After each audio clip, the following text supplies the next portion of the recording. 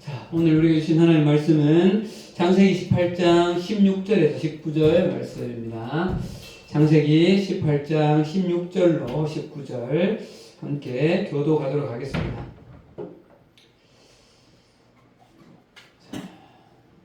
네. 창세기 18장 16절로 19절, 제가 16절 읽겠습니다. 그 사람들이 거기서 일어나서 소돔으로 향하고 아브라함은 그들을 전송하러 함께 나가니라. 여호와께서 이르시되 내가 하려는 것을 아브라함에게 숨기겠느냐. 아브라함은 강대한 나라가 되고 천하 만민은 그로 말미암아 복을 받게 될 것이 아니냐. 내가 주로 눈뜨단과 원소리에 명하여 여호와의 도를 지켜 의와 공도를 행하게 하려고 그를 택하였나니 이는 나 여호와가 아브라함에게 대하여 말한 일을 이루려 함이니라. 아멘. 네, 반갑습니다.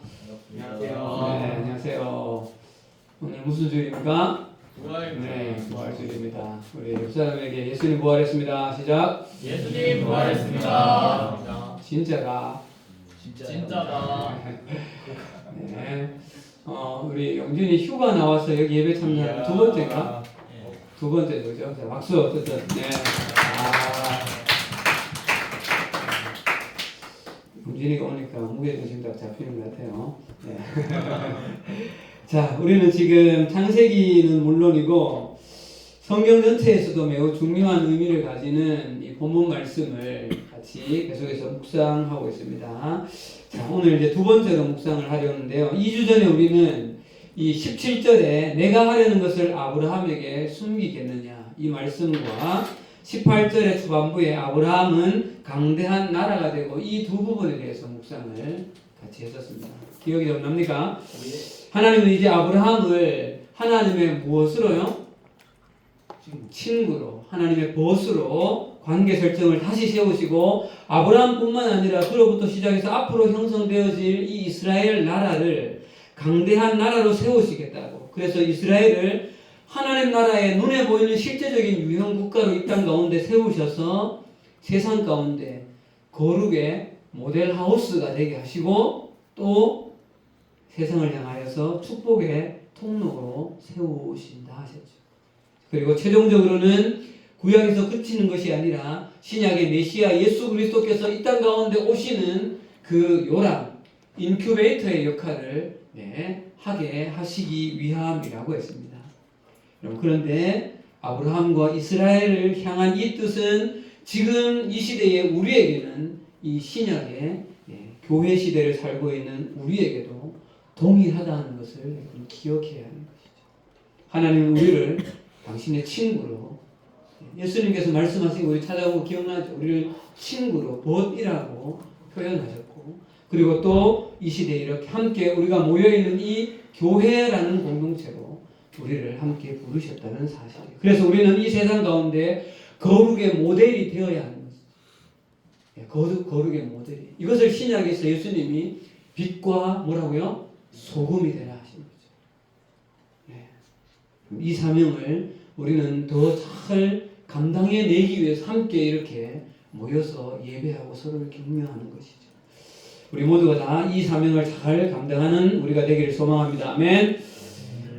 아멘. 아멘. 예. 좋아요.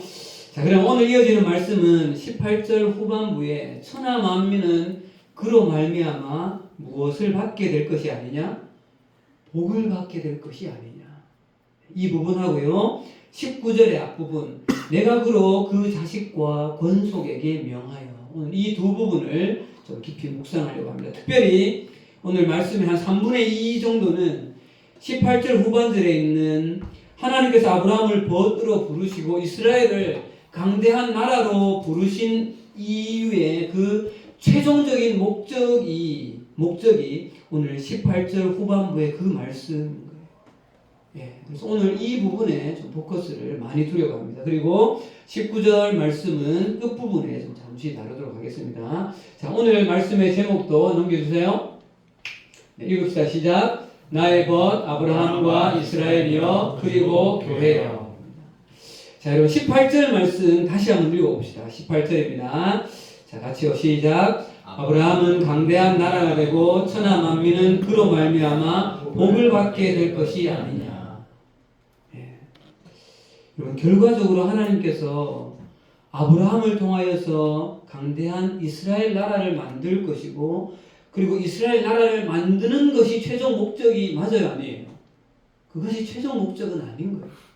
최종 목적은 이 이스라엘 나라를 통하여서 18절 후반절에 천하 만민이 이스라엘을 통해서 복을 받게 하는 그것이 하나님의 최종 목적인 것이죠. 여러분 그런데 이 18절의 이 최종 목적은 이미 하나님께서 아브라함을 처음 부르셨던 창세기 몇 장이에요? 창세기 몇 장이에요? 12장. 12장에 창세기 12장에 인정? 네. 창세기 12장에 이미 분명하게 그를 처음 부르실 때부터 분명하게 말씀하셨다는 사실이에요. 자, 그럼 이 부분 우리가 이제 거의 외워야 합니다. 창세기 12장 2절 3절 가서 다시 한번 확인하고 봅시다. 자, 2절 3절입니다. 자, 창세기 12장 2절 3절. 자, 읽어보겠습니다. 오늘 18절 말씀과 한번 생각하면서 읽어보세요. 시작. 내가 너로 큰 민족을 이루고 내게 복을 주어 내 이름을 창대하게 하리니 너는 복이 될지라. 너를 축복하는 자에게는 내가 복을 내리고 너를 저주하는 자에게는 내가 저주하리니 땅의 모든 족속이 너로 말미암아 복을 얻을 것이라 하신지라. 18절 말씀이나 3절의 후반부에 땅의 모든 족속이 너로 말미암아 복을 얻을 것이 아니냐. 결국 같은 말씀을 또 반복하시죠. 하나님께서 아브라함에게 나타나셔서 처음 하셨던 이 말씀, 아브라함아 내가 너에게 복을 줄 거야. 너는 복이 되어져서 세상 모든 사람들이 너를 통해서 복을 얻게 할 것이다 라고 하는 이것이 하나님께서 한 사람 아브라함이라는 사람을 부른 최종 목적이라는 사실이에요. 네. 아브라함을 통해 세상 모두가 복을 받게 하는 거죠. 그런데 여러분 이것이 어디 아브라함 한 사람을 부르는 목적으로 여러분 한정될까요? 지금 우리가 보고 있는 이 창세기 전체와 또 지금 우리가 믿고 있는 이 성경 전체가 결국 하고자 하는 말씀의 여러분 목적이 뭡니까? 성경 전체는 결국 하나님께서 우리에게 복을 주시겠다는 것으로 귀결되어 줄 수 있어요. 자, 그럼 여러분, 우리는 여기서 매우 중요한 질문 한 가지를 생각하게 되어집니다. 그 질문이 뭘까요? 복이 뭘까요? 네. 복이 뭐냐는 거예요. 하나님께서 이스라엘을 부르시고 아브라함을 부르셔서 이스라엘 나라를 만드셔서 여러분 이스라엘 나라를 만드는 그 여정 우리가 어느 정도 알고 있잖아요. 그 수많은 수백 년의 기간을 거쳐서 이스라엘 나라를 만드시고 그 이후에도 수백 년이 흘러가고 또 결국 예수 그리스도를 보내시는 그 궁극적인 목적이 단 한 글자예요. 그냥 복을 주시겠다는 거예요. 그러면 그 복이 뭐냐? 성경에서 말씀하고 있는 지금 이 구절에 복이 무엇일까? 그 개념을 우리는 잘 잡아야 합니다. 제가 이 말씀을 복을 좀 생각하면서 아마 동서고금을 막론하고 복을 싫어하는 사람, 복을 싫어하는 민족은 있다 없다? 없죠. 우리나라도 복을 좋아하기로는 둘째가라 하면 서러워할 그런 나라예요. 그죠? 저희 세대도 사실 좀 덜한데 저희 아버지나 할머니 세대들 여러분들을 보면 증조 할머니 세대는 아마 집안의 모든 곳에 거의 글자가 뭐로 도배가 되어 있었을까요? 거의 복으로. 숟가락에 여러분 혹시 복복자가 쓰여진 숟가락 본 적 있어요? 본 적 있어요. 저는 실제로 어릴 때 무슨 베개를 메고 잤는가 하면 양쪽 옆에 복 글자가 딱 붙어 있는 베개를 메고 잤다고요. 예. 그리고 그 기와의 끝에 막새기와 거기에 뭐라고 적혔어요? 거기도 복자로. 옛날에 쌀 뜨는 이 조리 있죠. 무슨 조리라고 불러요? 복조리. 네. 세배하고 나면 돈 집어넣는 주머니, 복주머니. 네. 또 인사하고 나면 세배하고 나면 뭐래요? 새해 복 많이 받으세요. 네. 진짜 복이라고 하면 진짜 이렇게 지성을 드리는 게 다 뭐예요? 복 받기 위함이죠. 뭐 이건 근데 우리나라만의 문제는 아닌 것 같아요. 그런데 여러분 이것이 모양은 달라졌고 형태는 좀 달라져도 현대인들은 달라요? 똑같죠. 여러분들은 복을 좋아합니까? 싫어합니까? 좋아합니다. 복 다 좋아하죠. 복 받기를 싫어하는 사람은 저는 복이 그냥 싫어 이런 사람은 병원 가봐야 돼요. 그 사람은. 나는 복이 싫다 이런 사람은 다 복 받기를 원하죠.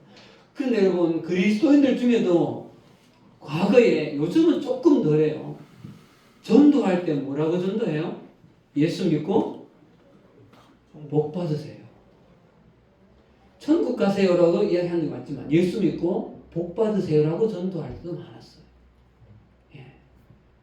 그리고 실제로 여러분 우리 교회 우리 교회는 물론이고 권사님들 이상분들은 거기에 많은 부분 또 포커스가 맞춰져 있는 게 사실이에요. 날마다 자녀를 위해서 자녀들이 복 받기를 기도하시는 거예요. 근데 그 기도가 잘못됐어요, 여러분? 아니요.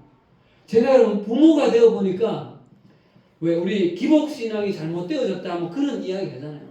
근데 한편으로 자식을 향했을 때는 여러분 부모의 기도에는요 어쩔 수 없어요, 그게. 근데 그게 잘못일까라는 생각을 저는 요즘 사실 해요.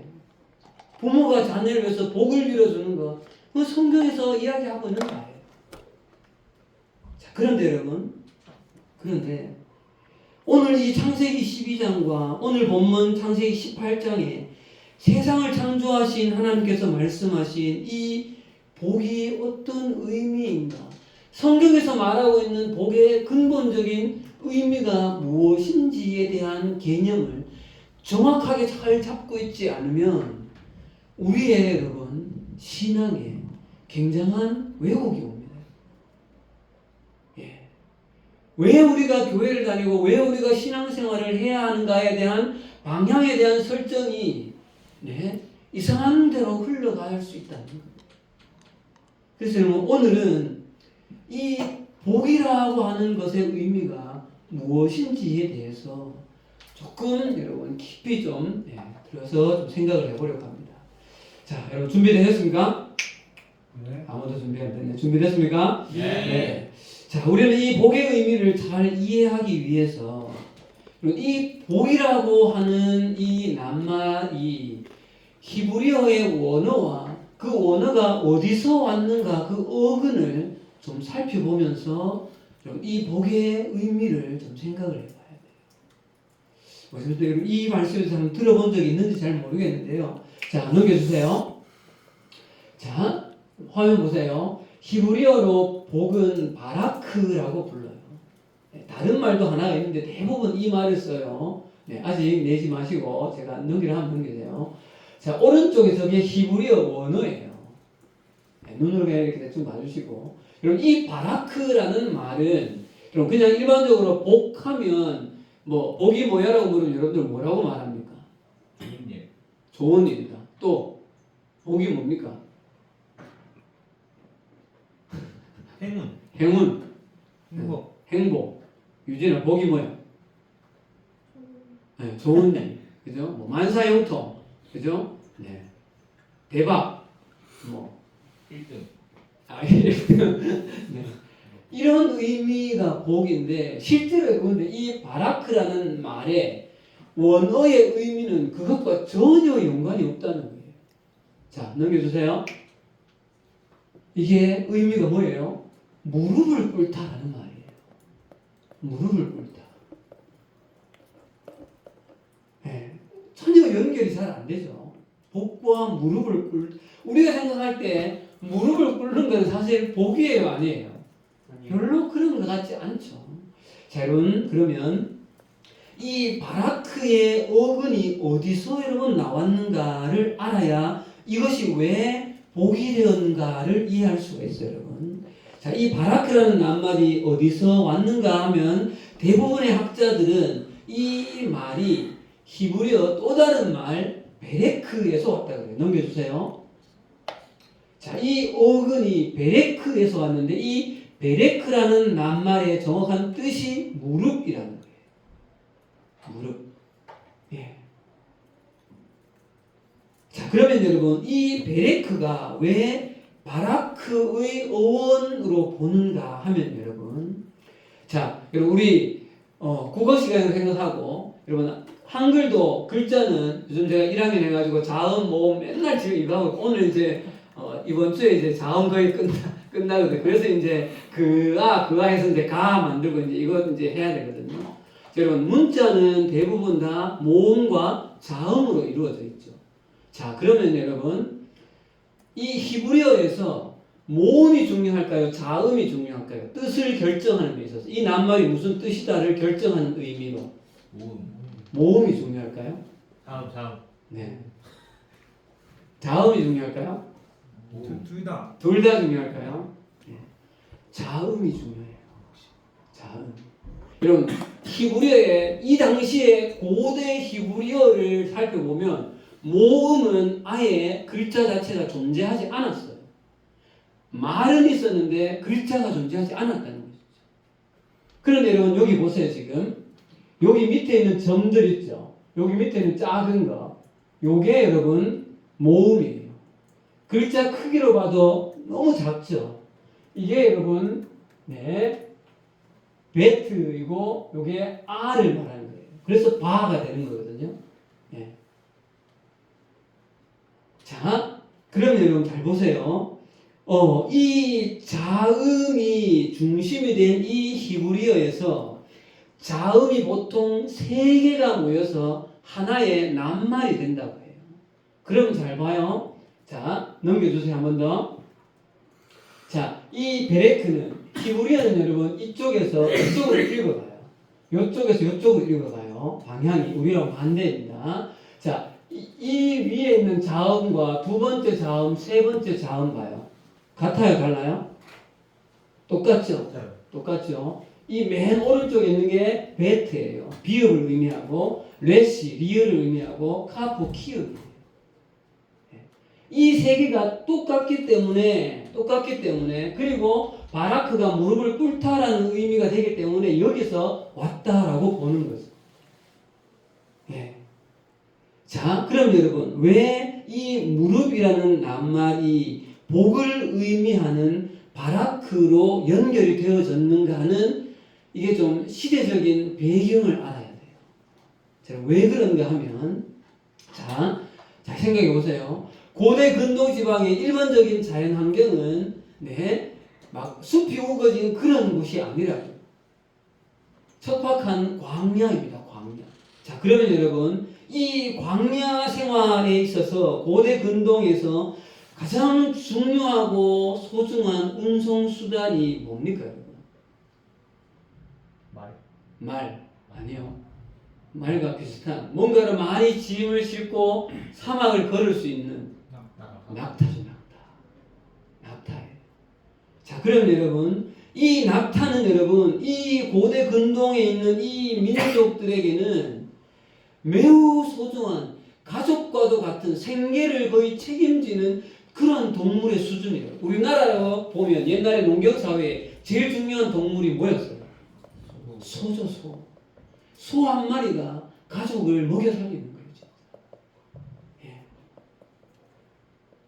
자, 그럼 여러분 생각해 보세요. 하루 종일 뜨거운 그 태양 아래에서 그 광야의 그 척박한 땅을 많은 짐을 지고 가는 그 낙타를 한번 생각해 보시라. 이 낙타에게 가장 기다리는 순간이 언제일까요? 사막이라고 생각해 봅시다. 사막에 무엇이 있는 곳에 도착하는 것? 오아시스에 도착하는 것. 물이 있는 곳에 도착하는 거죠. 자, 그럼 여러분 물이 있는 곳에 도착했을 때에 이 낙타는 어떻게 해야 하는가 하면 주인의 신호에 따라서 낙타가 가장 먼저 해야 할 것이 여러분 뭘까요? 낙타가 무릎을 꿇어야 해요. 왜요? 왜 낙타가 무릎을 꿇어야 해요? 낙타가 무릎을 꿇고 주인의 발치에 앉으면 비로소 주인이 그 낙타에게 물과 양식을 공급하는 거죠. 자, 넘겨주세요. 사진 한번 봅시다. 이렇게 앉는 거예요. 그래서 여러분 한때 우리나라에 낙타 무릎이라는 우리 기도할 때 무릎 꿇잖아요.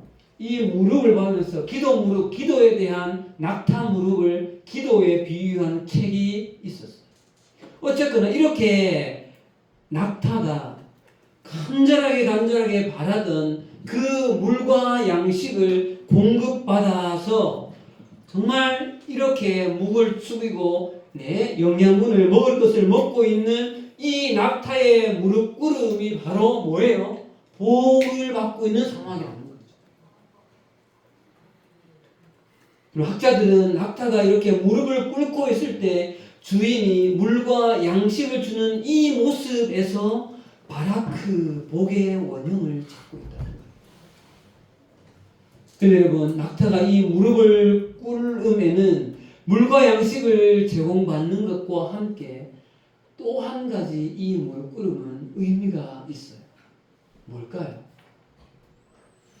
무릎을 꿇을 때 주인이 비로소 등에 무겁게 지었던 짐을 내려주는 거죠. 예.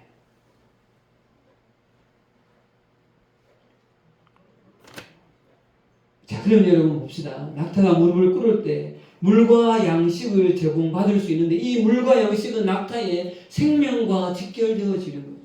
그리고 무릎을 꿇을 때 비로소 등에 있는 그 수백 킬로의 그 무거운 짐이 내려놓을 수 있는 거죠. 여러분, 이 무거운 짐은 우리에게 말하면 삶의 무거운 짐, 죄의 짐을 내려놓을 수 있는 것이죠.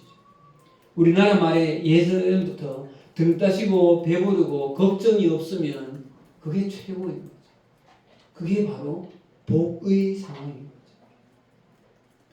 예. 자, 여러분, 우리는 여기서 성경이 말하는 복의 개념을 여러분 정확하게 잡을 수 있다.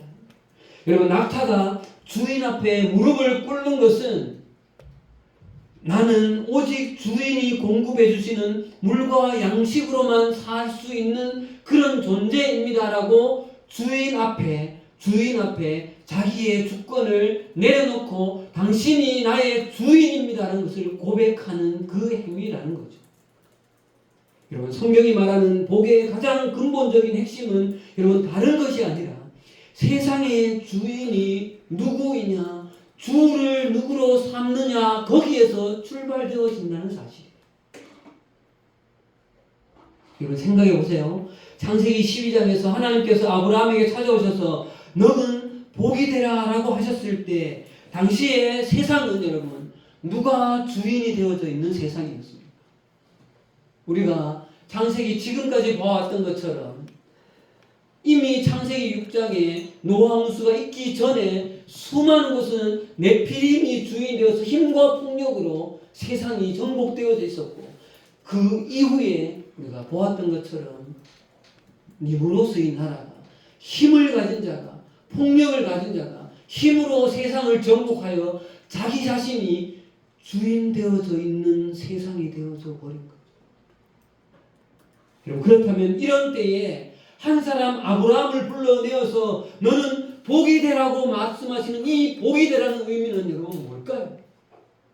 그에게 물질의 복을 주는 것이 여러분 이 의미의 본질일까요? 그것이 아니라는 거죠. 아브라함아, 너는 너의 주인이 나 여호와 하나님, 내가 너의 주인이라는 사실을 정확하게 인지해라. 그리고 온 세상의 주 아도나이 퀴리오스 되는 사람이 누구인지를 정확하게 기억하고 너는 나를 그러한 존재로 내 앞에서 무릎을 꿇는 존재가 되어질 것을 말씀하고 있는 구절이 바로 너는 복이 되라라고 하시는 말씀이라는 거예요.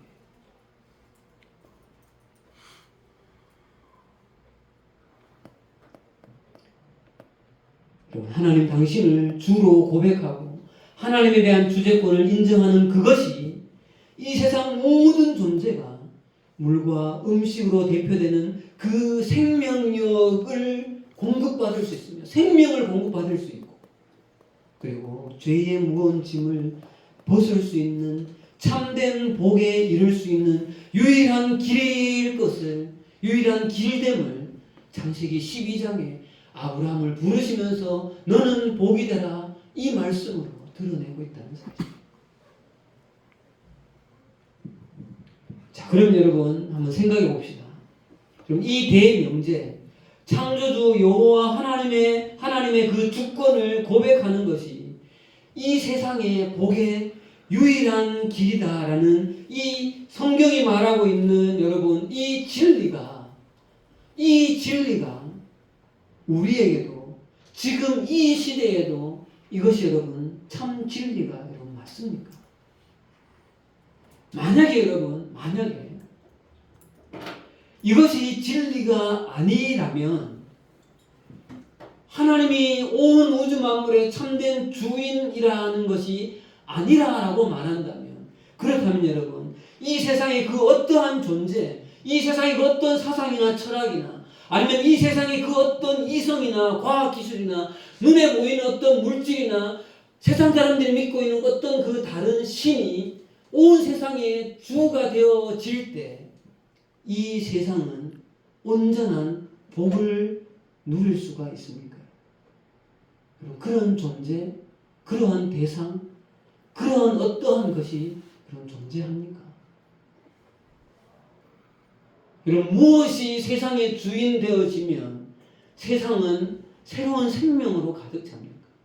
지금 우리 시대를 지배하고 있는 사상의 배경은 뭐예요? 과학 기술이죠.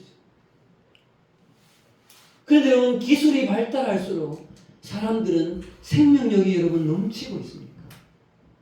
세상은.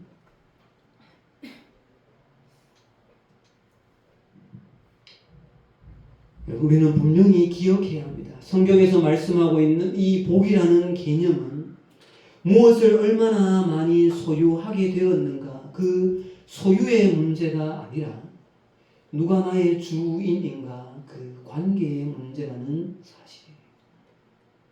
내가 무릎 꿇을 그 대상이 누구인가, 그 문제가 바로 복의 가장 근본적인 출발이라는 것이죠. 자, 그럼 여러분, 이러한 복의 의미를 생각하면서 창세기 12장의 복과 오늘 18장 오늘 본문의 복으로 한번 가져와 봅시다.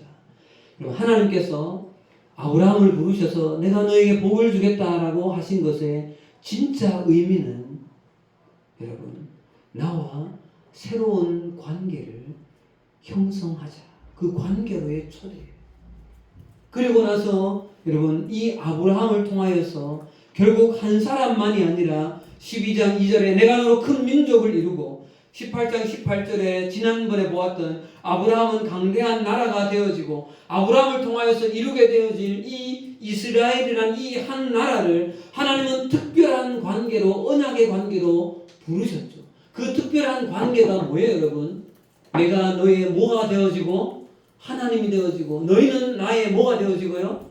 백성이 되어지고, 너는 나의 하나님, 너는 나의 백성이 되고 나는 너의 하나님이 되어 주겠다는 이 관계의 설정으로 부르고 있다는 것이죠. 여러분, 이 관계를 정립하는 이것이 바로 복으로 부르고 있다는 거예요. 내가 너의 하나님이 되어지고 너희는 나의 백성이 된다는 이 관계가 복이라는 거죠. 여러분, 그런데 이 복의 관계의 시작이 아브라함에서 이스라엘 나라로 흐르고 이 이스라엘 세운 궁극적인 목적은 오늘 18절 후반부에 천하 만민이 그로 말미암아 복을 받게 될 것이 아니냐. 여러분, 무슨 이야기예요? 결국 하나님은 이 하나님 나라의 유형국가인 이스라엘 나라를 통하여서 무엇을 꿈꾸셨다는 거예요? 다시 온 세상의 모든 나라와 민족이 다시 창조주 하나님을 다시 주인된 그 자리로 주로 고백하는 그 관계로 바꾸어 나아가실 것을 기대하셨다는 거죠. 결국 창세기 몇 장으로 돌아가는 거예요, 여러분? 창세기 몇 장으로 돌아가는 거예요? 창세기 1장으로 돌아가는 거죠. 죄가 들어오기 이전의 관계로 돌아갈 것을 말씀하고 있는 거예요. 12장 아니에요. 이것이 바로 아브라함을 부르신 궁극적인 목적이에요. 온 세상의 그 주 되신 자리를 지금은 사람이 사탄에 의해서 빼앗겨진 그 자리를 하나님이 되찾아 오시겠다는 하나님의 목적이고 하나님의 분명한 뜻이라는 사실이죠. 사랑하는 여러분, 성경이 말하는 복은 해빙, 소유에 있는 것이 아니라 관계가 먼저예요. 하나님과의 관계가 먼저인 거예요. 하나님과의 관계에서 생명이 흘러나오고 하나님과의 관계에서 우리의 삶의 문제, 우리의 죄의 문제가 해결되어지는 것이죠. 여러분, 이 순서가 바뀌면 안 된다는 거예요. 하나님과의 관계 설정이 잘 이루어지면 소유는 따라오게 돼요. 한번 찾아봅시다. 창세기 12장 16절로 가봅시다. 창세기 12장 16절로 이 복이 우리가 보통 일반적으로 말하고 있는 이 소유에 대한 복이 어떻게 따라오느냐를 보자고요. 자, 창세기 12장 16절 읽어봅시다. 시작. 이에 바로가 그로 말미암아 아브라함을 후대함으로 아브라함이 양과 소와 노비와 암수 나귀와 낙타를 얻었더라. 여러분, 이것이 무슨 상황이에요? 12장에 하나님의 그 부르심 앞에 믿음으로 반응한 이 아브라함이 비록 기근 때문에 믿음 없는 판단을 해서 애굽으로 내려갔지만 거기서 뭘 얻어와요, 여러분? 양과 소와 노비와 암수 나귀와 낙타를 얻었더라. 요즘으로 말하면 뭐예요, 여러분? 물질의 복을 얻은 거죠. 그렇죠? 자, 또 가봅시다, 여러분. 13장 2절. 13장 2절입니다. 읽읍시다. 시작. 아브라함에게 가축과 은과 금이 풍부하였더라. 어디서 얻어온 거예요? 애굽에서 얻어온 거예요. 자, 여러분 또 한 번 가봅시다. 창세기 26장 2절 6절. 창세기 26장 2절 6절입니다. 자, 2절 읽읍시다. 창세기 26장 2절 시작. 여호와께서 이삭에게 나타나 이르시되 애굽으로 내려가지 말고 내가 내게 지시하는 땅에 거주하라. 여러분 똑같아요. 이삭이 그 해에 1절부터 보세요. 1절 2절에 보면 흉년이 들었다고 했어요. 그래서 또 어디로 가려고 하면 애굽으로 또 내려가려고 해요. 근데 하나님이 애굽으로 내려가지 말라는 거예요. 내가 내게 지시할 땅, 이 가나안 땅이 있으라는 거예요. 6절 가겠습니다. 6절 시작. 이삭이 그랄에 거주하였더니, 그랄은 가나안 땅 끝자락, 애굽으로 가지 않았다는 거예요. 자, 그럼 여러분 12절 가보세요. 12절입니다. 12절 13절 시작. 이삭이 그 땅에서 농사하여 그 해에 100배나 얻었고 여호와께서 복을 주심으로 13절 그 사람이 창대하여 왕성하여 마침내 거부가 되었다.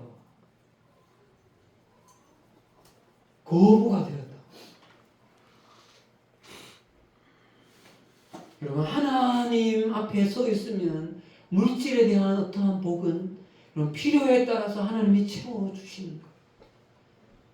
여러분, 이 물질의 복, 소유를 추구하면 추구할수록 우리는 여기에 노예가 되어지게 되어져 있어요.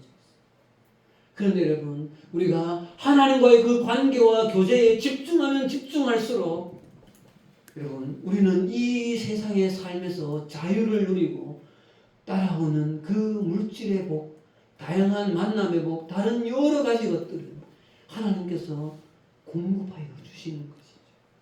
뭐예요? 낙타가 주인에게 무릎을 꿇을 때 죄의 짐을, 그 짐을 풀어주고 물과 영양분을 공급해 주는 것과 같은 원리인 거죠.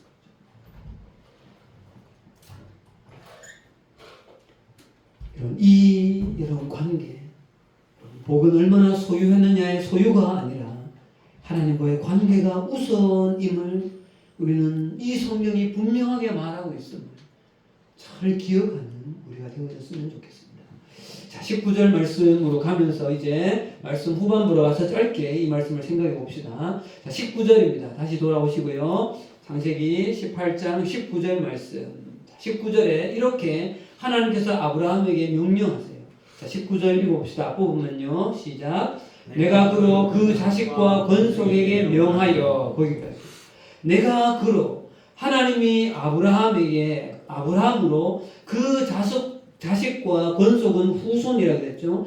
후손에게 명하여. 여러분, 하나님께서 이어서 아브라함에게 매우 중요한 여러분 사명을 주시는데, 여러분 이 본문을 세 번역으로 보면 이렇게 되어져 있어요. 내가 아브라함을 선택한 것은 그가 자식들과 자손을 잘 가르쳐서, 이 이야기예요. 여기서 명한다는 것은 자식들에게, 후손들에게 가르친다는 의미예요. 그럼 여러분 물어봅시다. 뭘 가르치는 거예요? 뭘 가르치는 거예요? 신앙을. 그 답이 뭔가 하면 여러분 18절이에요. 18절 다시 한번 보세요. 시작. 아브라함은 강대한 나라가 되고 천하 만민은 그로 말미암아 복을 받을 될 것이 아니야. 한마디로 뭐예요? 하나님께서 아브라함을 부르신 그 목적, 그 부름의 목적이 언약에 대해서 철저히 가르치라는 거예요. 그래서 아브라함은 후손들에게 이렇게 가르쳤어요. 사랑하는 아들아, 딸아, 사랑하는 손자, 손녀들아, 우리는 우리의 주인이 창조주 하나님이란다.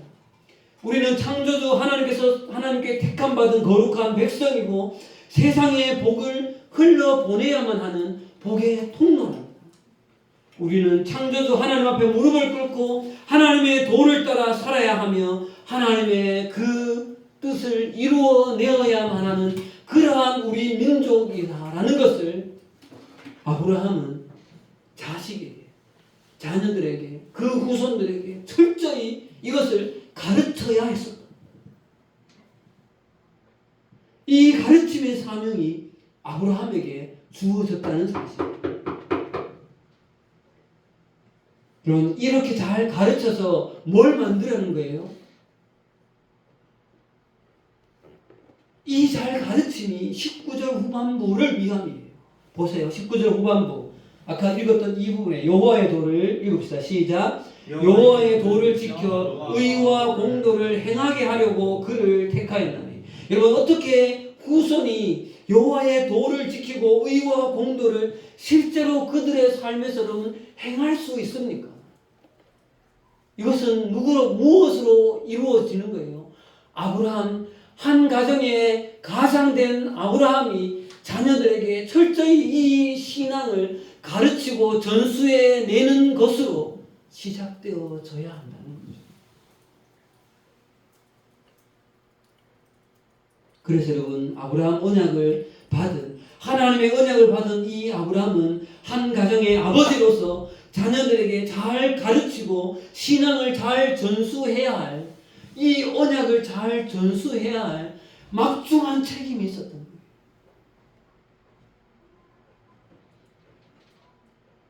여러분, 19절에서 이 언약이 이 땅에 실제가 되게 하게 만드는 가장 중요한 통로는 부모된 아브라함이 이삭으로 또 그 후손 야곱으로 이것이 가르쳐져 내려가도록 그렇게 행해야만 했었다는 거죠.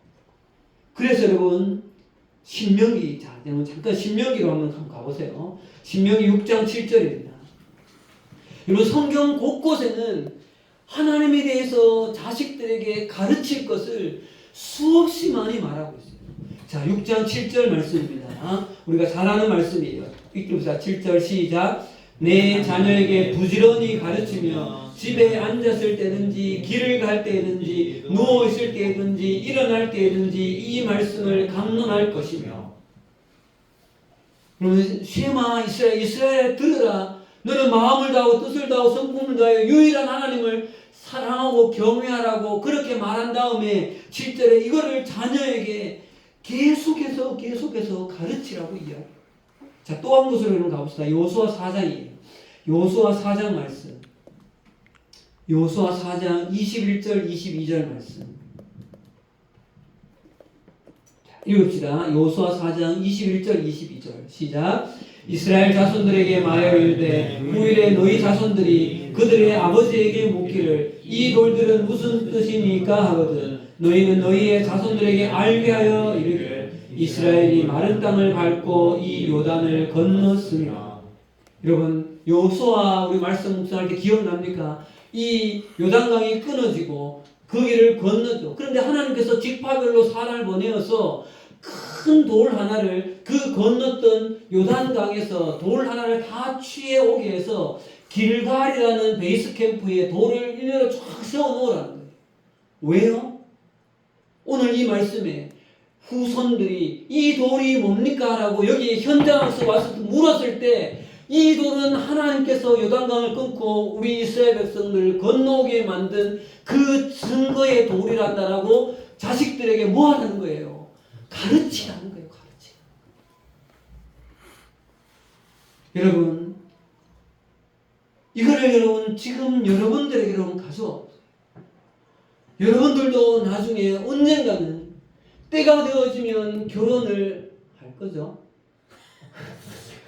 결혼을 할 거잖아요.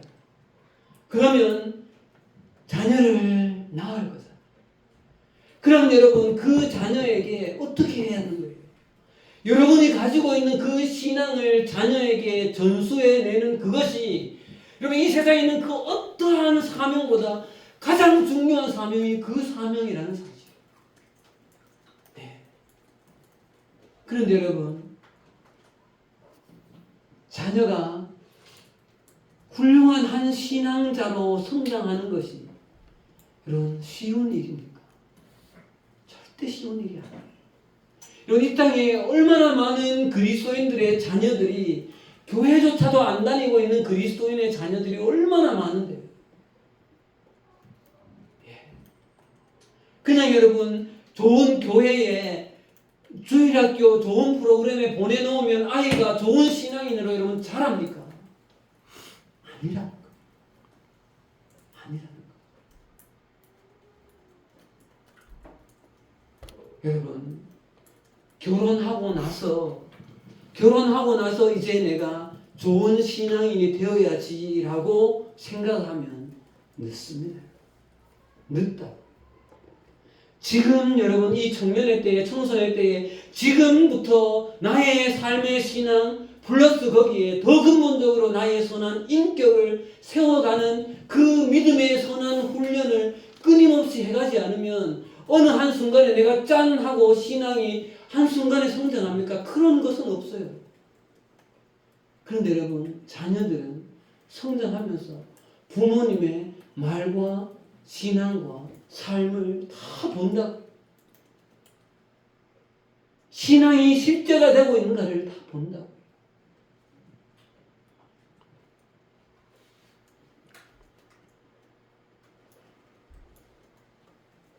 여러분 정말 자녀들에게 복음을 전하기 위해서 미친 듯이 살아도 자녀가 그렇게 되어지지 않을 가능성이 있어요.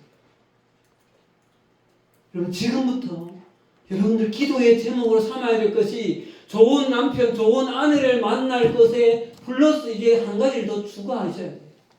좋은 가정을 이루어서 우리 안에 좋은 자녀들이 그리스도인으로 잘 자라갈 것에 대하여서 우리가 잘 가르쳐야 되는 그 일을 여러분의 사명으로 가지셔야 됩니다. 여러분 이것이 오늘 하나님께서 아브라함에게 너의 자녀에게 잘 이 언약을 명하라 가르치라고 명령하고 있는 것이죠. 이것이 여러분 비단 이 아브라함에게만 해당하는 겁니까? 아니죠. 우리에게도 마찬가지입니다. 자, 이제 말씀을 정리하겠습니다. 여러분, 우리의 복의 근원은 창조주 하나님 앞에 무릎을 꿇는 거기에서부터 시작됨을 여러분 잊지 마십시오. 복은 소유가 아니라 관계입니다. 그리고 우리에게 주어진 이 자녀와 후손들에게 이 복음의 언약 신앙을 잘 전수해내는 이 사명을 신실하게 잘 감당해내는 여러분들이 되시기를 간절히 기도합니다. 기도하겠습니다.